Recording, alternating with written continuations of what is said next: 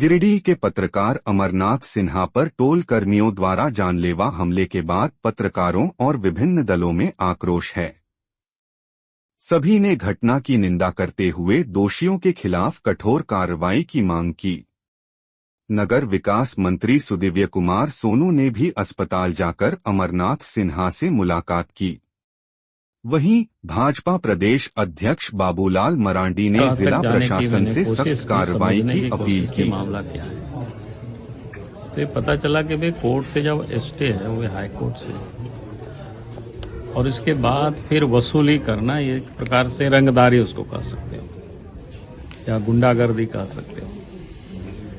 और स्वाभाविक है कि प्रेस का अपना कर्तव्य होता है, दायित्व होता है। अगर कोई नियम के विरुद्ध कहीं भी कोई काम हो रहा है, आचरण हो रहा है, तो इनको दिखाना, उनको जनता को बताना कि कहाँ कहाँ क्या हो रहा है। पत्रकारिता का काम ही यही है। तो इन्होंने अपने कर्तव्यों का पालन कर रहे थे, और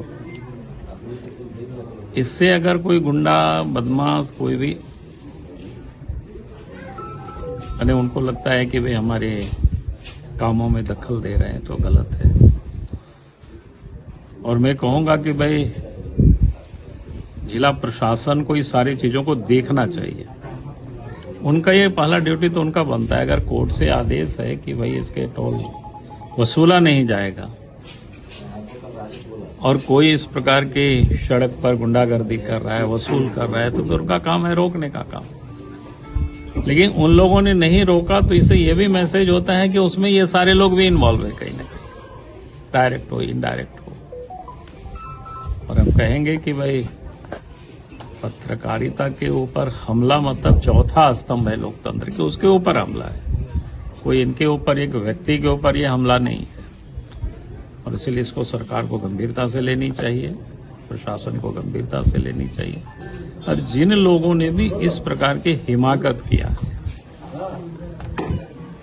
उनको तो सजा मिलनी ही चाहिए, दंड मिलना ही चाहिए। लेकिन साथ में ये भी जांच होना चाहिए उसके पीछे कौन है। अगर कोई भी लोग मुख्य सड़क पर रोक करके अगर वसूली करते हैं, तो निश्चित रूप से उसके पीछे कोई ना किसी न किसी का हाथ होगा, जो इन लोगों को प्रोटेक्ट कर रहे होंगे। अगर हम प्रशासन वहां तक नहीं पहुंचती है, तो फिर इस प्रकार की गुंडागर्दी आगे भी होते रहेगी।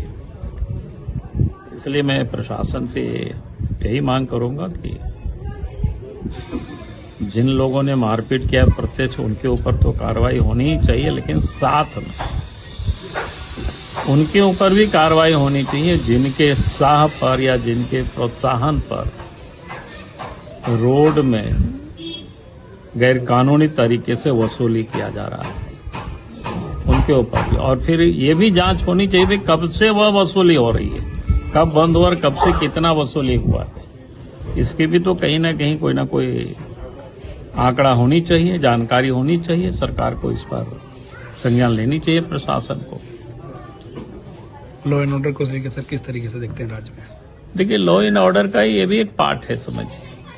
अगर कोई व्यक्ति सड़क पर खड़े होकर के यूं ही रंगदारी वसूल रहा है, तो लीगल नहीं है, तो रंगदारी उसको कह सकते हैं, हिमाकत कर रहा है। तो इससे आप समझ सकते हैं कानून व्यवस्था कितनी खराब है। कानून व्यवस्था ठीक होता, अगर कानून के से लोगों की डर होती, भय होता, तो फिर कोई भी व्यक्ति ये हिम्मत नहीं कर सकता है कि रोड पर खड़े होकर के कोई रंगदारी वसूल करेगा गाड़ी वालों से। इसका मतलब कानून व्यवस्था काफी खराब है।